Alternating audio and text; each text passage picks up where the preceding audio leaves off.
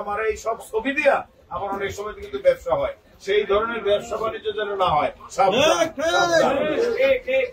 কোন ধরনের চাঁদাবাজি, কোন ধরনের ধান্দাবাজি, কোন ধরনের বিচার আচার, সেই ধরনের কোন ধরনের বদনাম যেন না হয়। কারণ কি আমার নেতা তারেক রহমান বারবার বলে যে আমাদের বিএনপির নেতারা পদ দিয়া এখন ব্যবসা আরম্ভ করছে। আবার অনেকটা আপনারা নিজেরাও দেখতেছেন আমাদের যে শত্রুরা রয়েছে তারা কিন্তু বদনাম করে একজন আর দোষ দেয় বিএনপি। আর এই জন্য আমাদের সবার সাবধান থাকতে হবে যে কোন ধরনের সুযোগ যেন না পায়। একজনে আরেকজনের যদি দোষারোপ করি তাহলে দোষটা হবে কার? উপর দিকে সেপটা ফালাইলে কার উপর পড়ে? আজকে যে কথা হইলো আমাদেরকে কিন্তু আমরা নিজেরাই গালি দিতেছি, এটা যেন না করি। আমরা সবাই নেতা, সবাই দলের জন্য কাজ করব। আজকে এই ওয়ার্ডের একটা ক্লাব উদ্বোধন হওয়া মানে কি বিএনপির একটা শক্তিশালী ঘাঁটি হওয়া, এটা আমাদের জন্য, এটা কারো পৈতৃক সম্পত্তি না। তাই আমি মনে করবো সবাই আমরা বিএনপি কে ভালোবাসি, কাঁধে কাঁধ মিলিয়ে কাজ করব।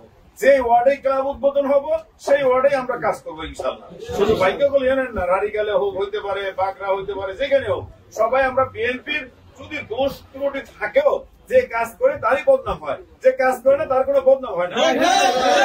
তাহলে সেটা আমরা নিজেরা আলোচনার মাধ্যমে সমাধান করব, কিন্তু রাস্তাঘাটে আমরা নিজেদের কাদা ছোটাছুটি করবো না।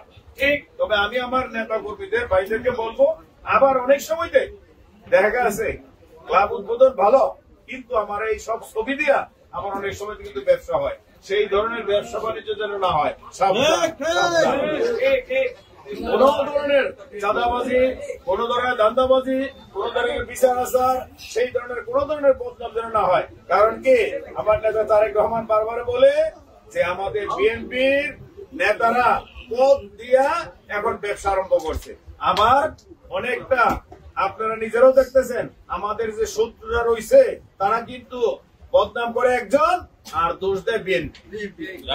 আর এই জন্য আমাদের সবার সাবধান থাকতে হবে যে কোন ধরনের সুযোগ যেন না পায়। সেইখানে সবাই যদি আমরা সজাগ থাকি, সবাই যদি কাঁধে কাঁধ মিলিয়ে কাজ করি, ইনশাল্লাহ আমরা তো ভালোর জন্য কাজ করব, আমরা দেশের জন্য কাজ করব, আমরা জনগণের জন্য কাজ করবো, তাহলে ইনশাল্লাহ আমাদের কোনো বদনাম হবে না। সবাইকে আমি আবারও ধন্যবাদ জানিয়ে সবাই বলবো আবারও বাইকল মাটি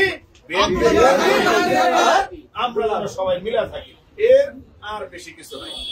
সবাই সুস্থ থাকেন, ভালো থাকেন, আল্লাহ হাফেজ।